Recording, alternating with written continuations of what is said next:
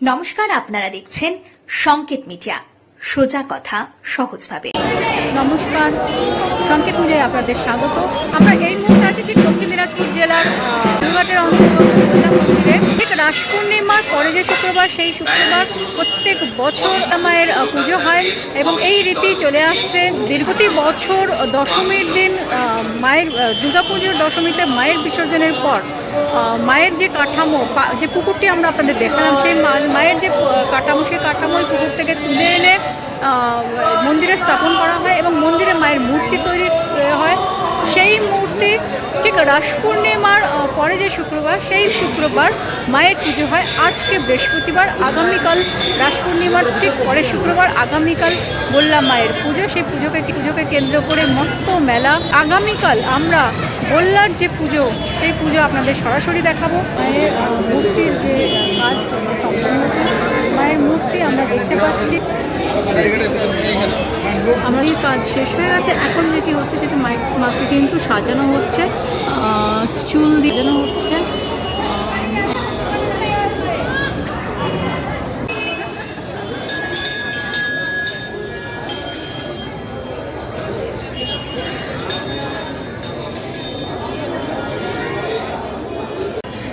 একই সঙ্গে কিন্তু মায়ের পূজা অর্চনাও চলছে।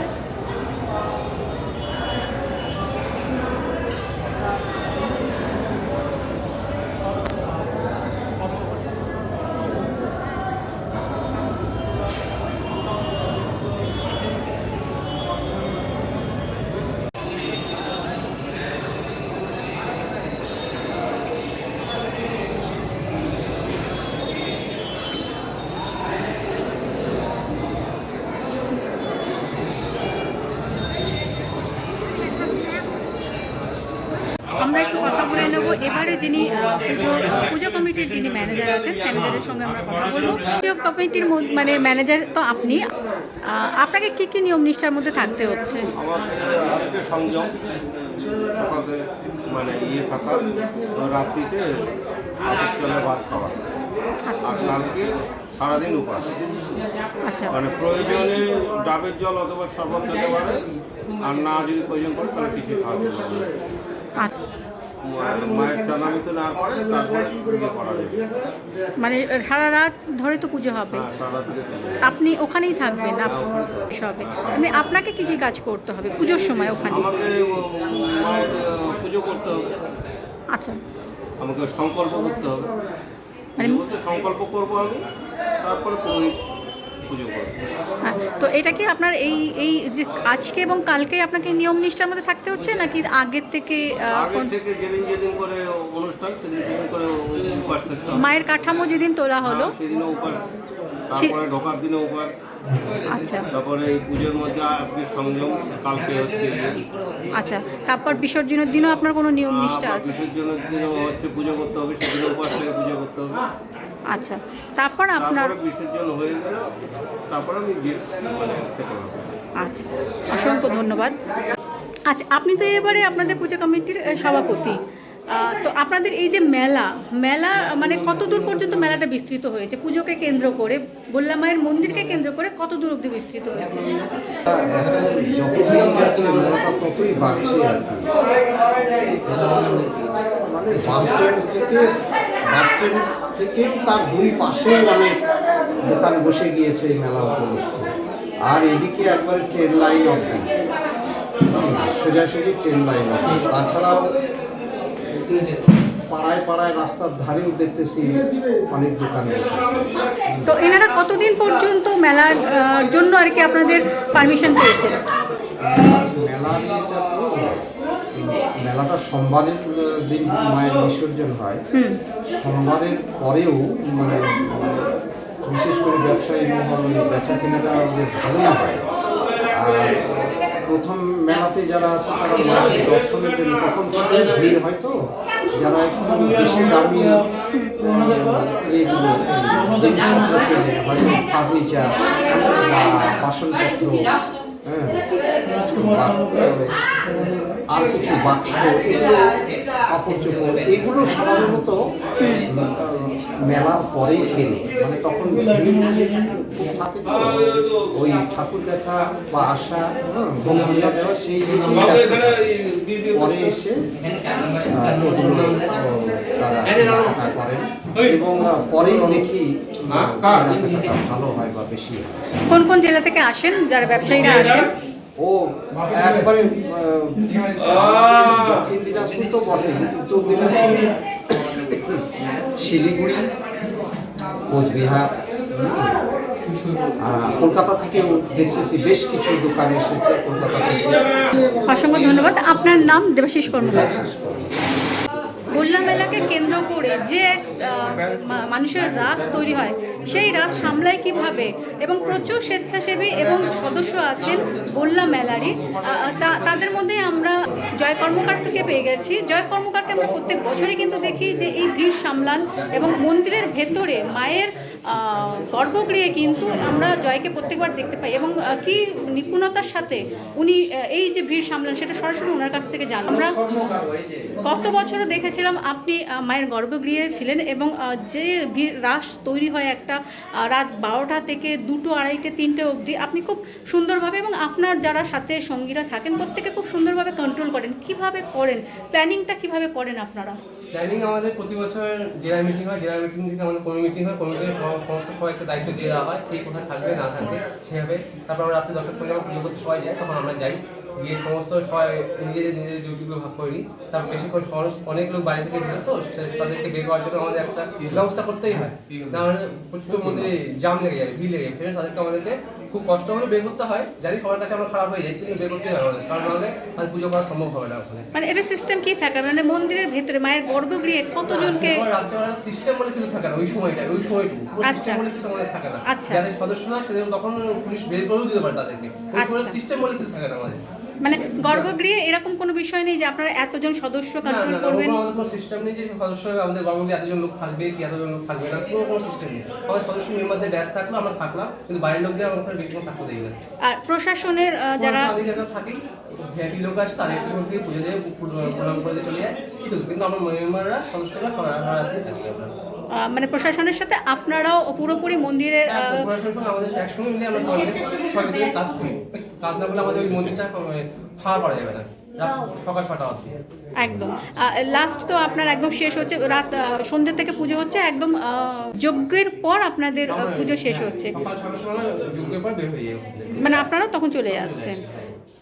তারপর কি মানে প্রশাসনের তারপর লাইন করে দেওয়া হয়, লাইনে সবাই ভক্তবৃন্দরা ধীরে ধীরে লাইনে ঢুকে যায়, ঢুকে গিয়ে সমস্ত পুজো দেয়, বের হয়ে যায়। আর আমরা মন্দিরে কত সময় অল্টারনেট করে থেকে যাই, বলে মন্দিরে বেশিক্ষণ স্টে করতে দেয়, বের হয়ে আসে। অসংখ্য ধন্যবাদ। আপনি কি এবারে মায়ের ভোগ পুরোপুরি আপনি নিবেদন করছেন? নিবেদন মানে কি, আমি অনেক কৃতার্থ ওই কমিটির কাছে যে মায়ের কাছে আমি যে চরণকার আশীর্বাদ প্রাপ্ত হয়েছি। আমি যে সন্দেশ ভোগটা কমিটির পক্ষ থেকে যে অর্ডার দেওয়া হয়েছে সেটাই আপাতত মা হয়তো সুযোগ করে দিয়েছেন আমাকে, আমার হাতে বানানোর জন্য, বা আরও কিছু সংঘ আছে। তো চাচ্ছি যে আমাদের এই গোল্লা মায়ের এই সন্দেশটা গোটা ভারতবর্ষের প্রত্যেকটা জায়গায় তার নামটা ছড়ুক, বা আমরা চাই যে বাবা ধামের যে সন্দেশটা আজকে ভারতবর্ষের অনেক জায়গায় প্রচলিত, আমি চাই ওনারা যদি আমাকে একটু সাপোর্ট করেন বা আমাকে যদি একটু সহযোগিতা করেন, 12 মাসের জন্য হোক যেভাবে হোক, অন্ততপক্ষে মা বল্লার যে সন্দেশ ভোগটা, এই ভোগটা যেন ভারতবর্ষের প্রত্যেকটা জায়গায় যেন পৌঁছায়, যেখানে এই ভোগটা পাওয়া যায়। এবং আমি সবার কাছে এলে আশীর্বাদ প্রাপ্ত করতে চাই যে মায়ের এই সন্দেশটা যেন এবছর ভালোভাবে যেন সব কিছু তাকে মেনটেন করে দিতে পারে, আর এটাই আমার কাম্য। মায়ের ভোগ রান্না হচ্ছে, আগামীকাল যে পুজোর যে মাকে ভোগ নিবেদন করা হবে সেই ভোগ কিন্তু এখানে রান্না হচ্ছে।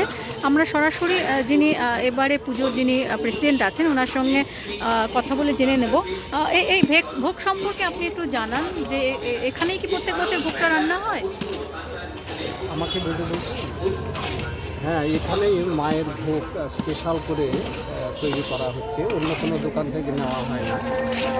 ওনার সঙ্গে আগে কথাবার্তা হয়েছে এবং উনি ওই জন্য মানে ভোগ পাওয়ার জন্য, ভোগের অর্ডার পাওয়ার জন্য উনি খুব খুশি এবং উনি এসে আগে যোগাযোগ করেছিলেন। কমিটিও খুব খুশি যে ইনি খুব ভালো মায়ের জন্য ভোগী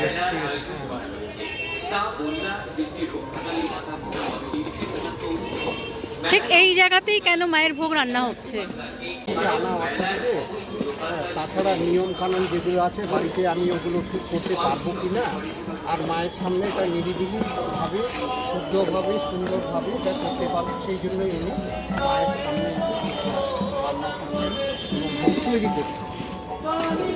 আগামীকাল মাকে যে ভোগ দান করা হবে, ভোগ দেওয়া হবে, সেই ভোগ কিন্তু একদম মায়ের যে মন্দির আমরা দেখতে পাচ্ছি, এই যে মায়ের মন্দির, মায়ের ঠিক মন্দির, এই মন্দিরের সামনেই কিন্তু মায়ের ভোগ রান্না হচ্ছে এবং এমনটাই কিন্তু হয়ে থাকে প্রতি বছর, এমনটাই জানালেন এবারে যিনি পুজোর যিনি কমিটির প্রেসিডেন্ট আছেন উনি জানালেন। কোথা থেকে এসছেন আপনি? কোথা থেকে এসছেন? আমার প্রতিরামের বাড়ি। কেমন হচ্ছে ব্যবসা? হচ্ছে ভিড় কি আজকে হচ্ছে? কালকে ভিড় হবে। কালকে ভিড় হবে। আপনি কবে থেকে দোকান দিয়েছেন? আমি তো আজকেই দিয়েছি স্যার। আজকেই দিয়েছেন। কি নাম আপনার? আমার নাম নিবারণ। বেচাকেনা কেমন হচ্ছে? বেচাকেনা কেমন হচ্ছে? নাই, মানে আজকে হয়নি এখনো? কোথা থেকে এসছেন? হিলি থানা। কি নাম আপনার? কি নাম আপনার?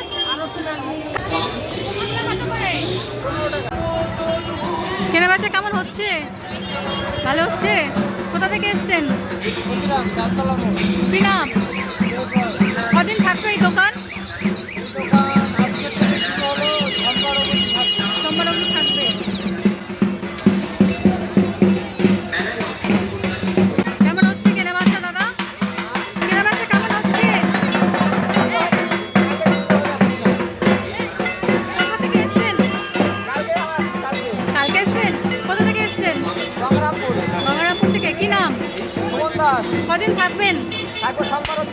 সোমবার অবধি।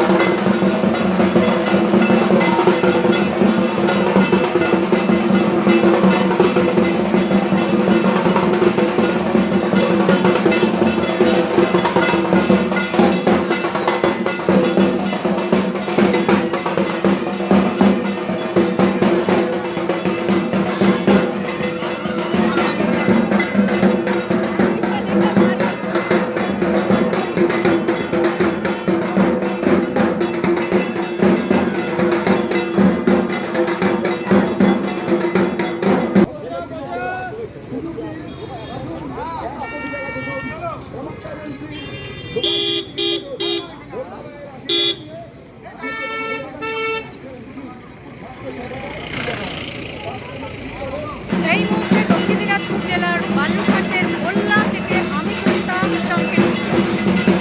Subscribe our channel.